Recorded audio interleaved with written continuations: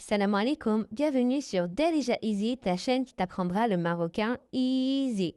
Aujourd'hui, je vais faire une vidéo un peu plus longue pour expliquer les sons et la phonétique. Depuis le début de cette chaîne, j'utilise une phonétique dite propre à moi-même. Pourquoi? Parce que la phonétique internationale est assez compliquée pour ceux qui ne la connaissent pas au début. Donc, j'ai préféré mettre des lettres au son pour pouvoir faciliter la prononciation. Aujourd'hui, je vais vous montrer la différence entre la phonétique que moi j'utilise pour faciliter et la phonétique qui est connue au niveau international.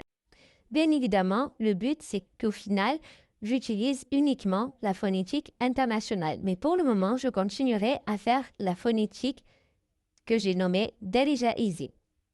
Je vais vous expliquer la différence entre la phonétique internationale et la phonétique que j'utilise pour faire les cours de Darija. La phonétique que j'utilise pour Darija Easy, ce sont des lettres qui se rapprochent le plus du son que l'on entend. Tandis que la phonétique internationale, c'est un mélange de chiffres, de lettres, pour que cela ressemble plus à la lettre en arabe. Je commence.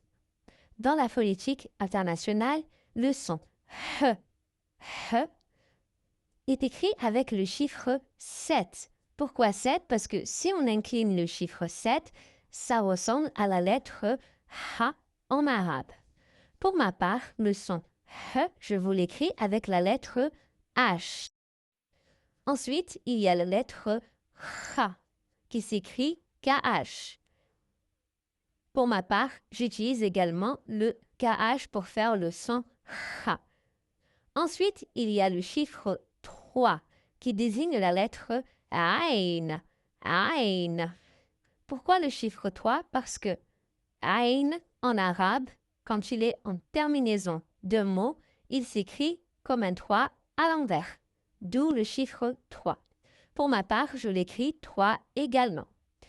Pour le Ha, Ha, dans la phonétique internationale, il est écrit avec le chiffre 8, ce son. C'est vrai qu'il ressemble un petit peu à une boucle de 8. Pour ma part, je l'écris avec un apostrophe. Donc, c'est le son ha. Pour le ra, ra, en phonétique, il est représenté par la lettre R. Pour ma part, j'utilise deux R pour montrer qu'il faut rouler le R.